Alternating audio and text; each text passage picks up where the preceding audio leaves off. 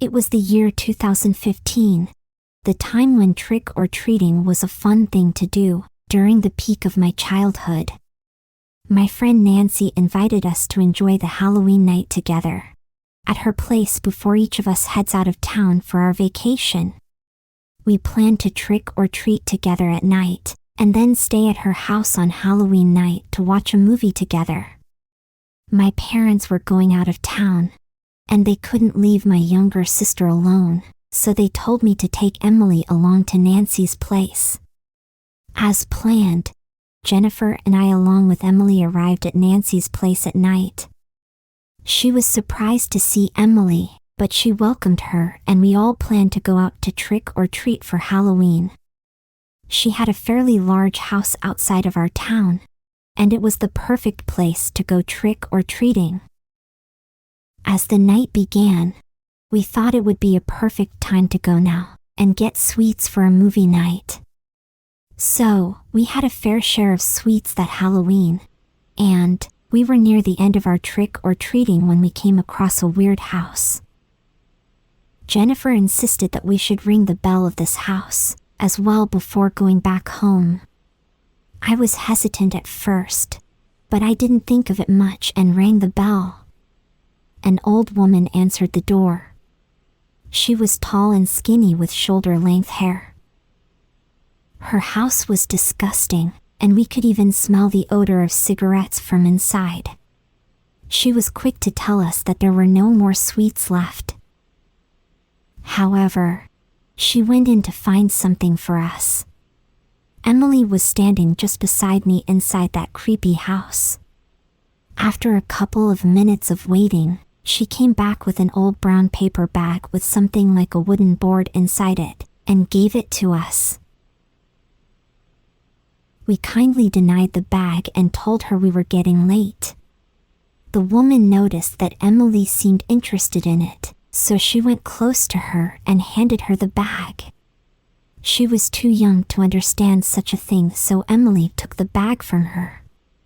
After handing her that wooden board, the woman started laughing like a maniac. We turned backwards towards the parking nearby, where Nancy's mother was present with her car to pick us up. As we turned, the creepy woman grabbed Emily and said, "Take care of this board." But I pulled Emily towards me and she got away from the woman's grip, and then the woman quickly shut the door. We went straight to the parking where Nancy's mother was waiting for us. As we entered the car, that same woman came right in front of our car, threw herself on the windshield, and kept shouting, "She is taking my child, stop her." She was throwing herself at the car and hitting it with her fist. A couple of neighbors came out as if they knew about her condition.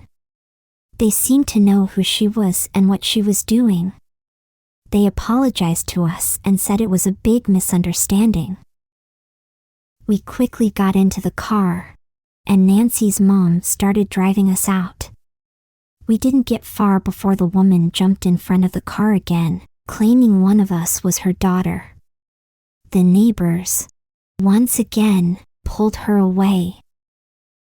Finally, we got home and thought the nightmare had ended, but it was later that night when things truly took a dark turn. We stayed up late, like any teenagers do at sleepovers, and we watched some scary movies. As we all friends were busy, we didn't notice that Emily wasn't in the room.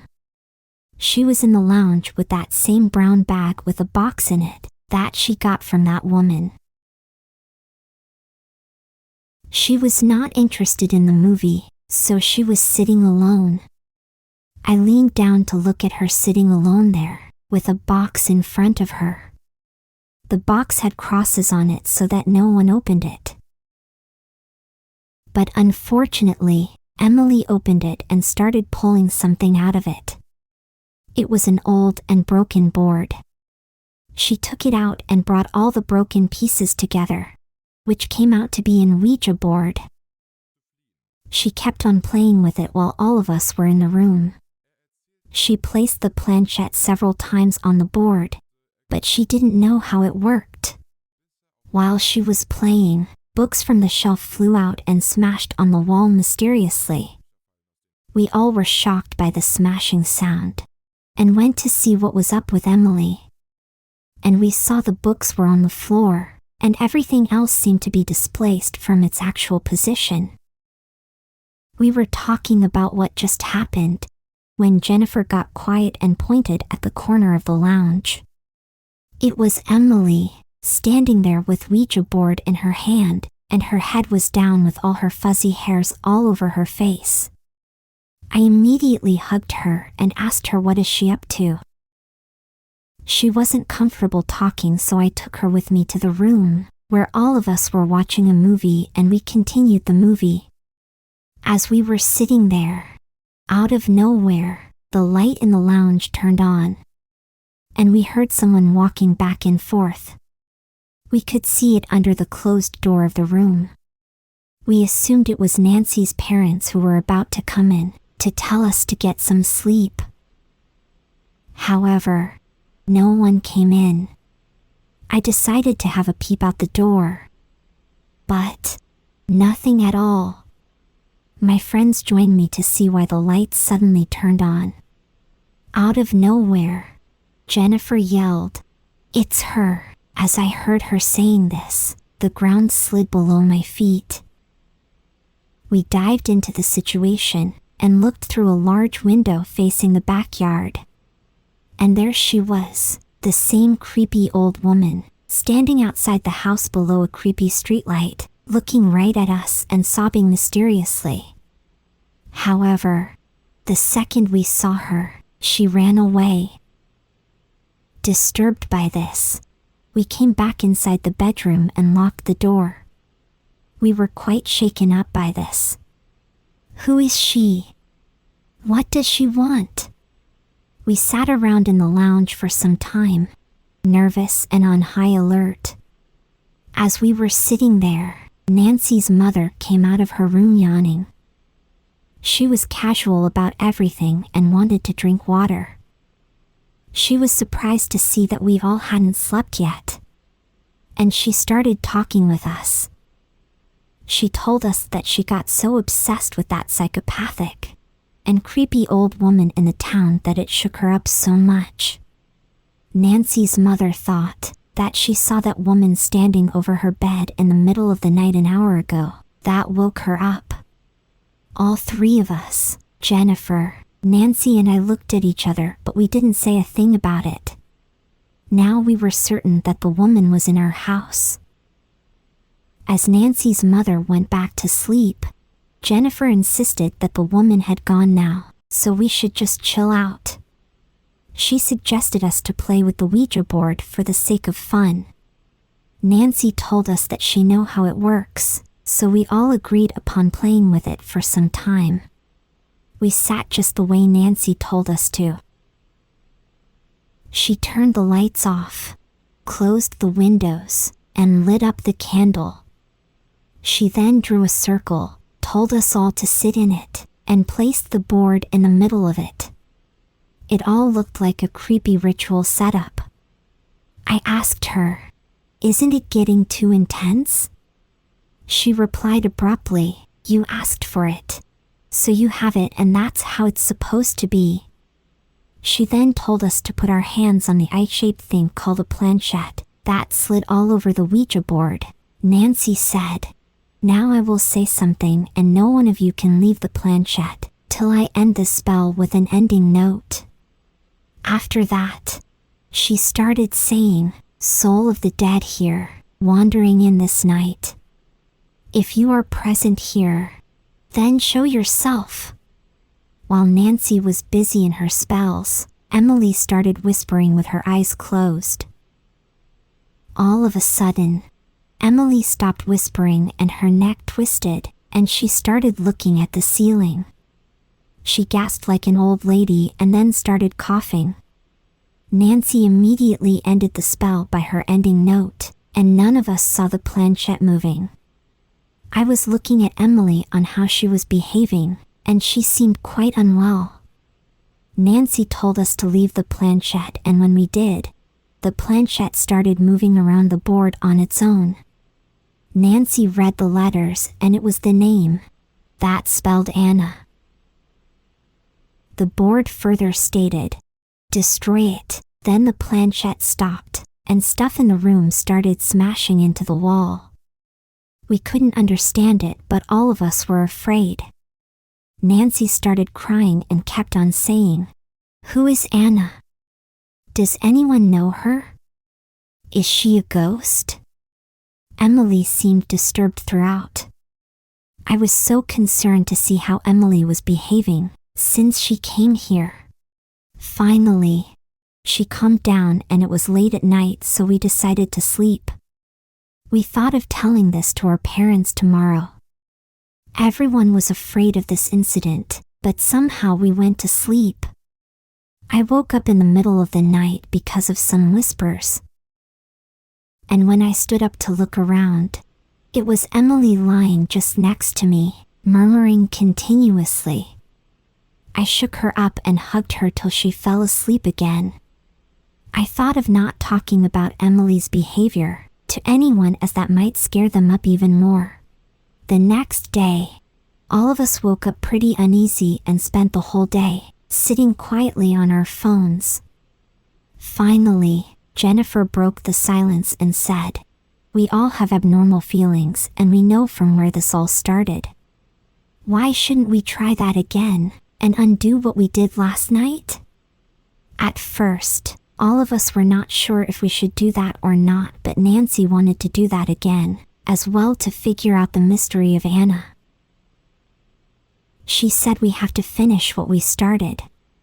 We set everything up with lights off and Ouija board in the middle. We sat around the board and closed our eyes. Nancy started whispering her so-called spells again. This time the feeling was intense. We could feel the presence in the room. Silence took over the room, and I could see fear in the eyes of everyone looking at each other. Suddenly, candle lights started to flicker. The air around us went cold, and the planchette began to move. This time we asked the name of the spirit, and it spelled Devil. At the end of this word, we all were left stunned. Nancy asked, "Do you know who is Anna?" But planchette didn't move for some time, and suddenly it flew from her grip and banged on the board. It started moving violently, and it spelled, "I killed her." Nancy started shouting, "We shouldn't have done this. We are gonna get ourselves killed." Suddenly, furniture and chairs around us started shaking. I got scared, and Jennifer was also petrified. Meanwhile, Emily was still acting strange. But this time, we couldn't leave this in between. The furniture was almost upside down. Books and accessories were smashing on the walls. All of us were screaming, and suddenly everything stopped, and silence took over. I looked beside me and saw that Emily wasn't sitting there. All of a sudden, I saw someone standing in the corner of the room. It was Emily. She had her hands and feet stretched and twisted. She was clamoring in pain, but we couldn't help her. Then Emily started to choke, and now she was levitating in the middle of the room, as if she was hanging on a ceiling fan. She kept on choking, and I couldn't do anything, except for pulling her down, and that didn't help her at all. Nancy gathered all her courage, stood up with the board in her hand, and smashed it against the wall to destroy it. The room echoed with mysterious screams, and all of a sudden things began to calm down, and Emily fell off on the floor. She remained unconscious for quite some time till she got well.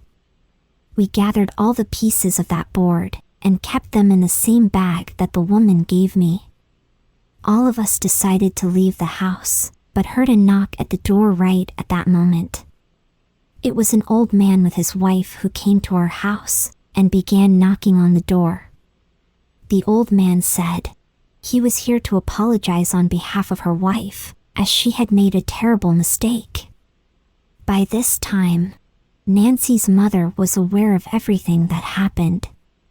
She let that old man inside the house. The creepy woman was just beside him, but she didn't speak a word and was looking like she was mentally disturbed. The old man told us that their daughter used to play with the Ouija board that her mother gave to her as a gift that ended up taking his life.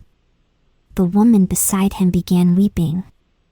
The old man pointed at her and said it was her fault that our Anna died. As he took the name, all of us were left in a state of shock.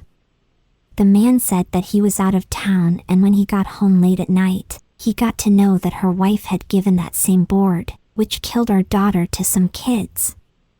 It took me some time to trace you down, but I hope I am here on time and it hasn't given you much pain. Nancy said, "What do you mean by that?"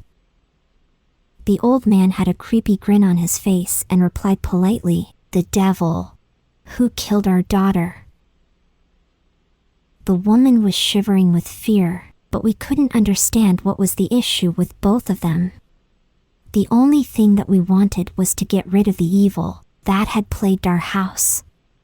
Nancy went inside the room to fetch the bag that had broken pieces of that wooden Ouija board. He handed it to that old man, and both of them stood up immediately to walk away. As they were getting out of the house, that old woman came near Emily and whispered in her ear, "You started it again. The devil is out again. It will kill you all." I pulled Emily back again, and the woman began laughing like a maniac again. The old man came in front of her and asked us to excuse her. Then he took her to the car, and as they were driving away, the old woman looked back at us with that creepy smile on her face, staring right at us.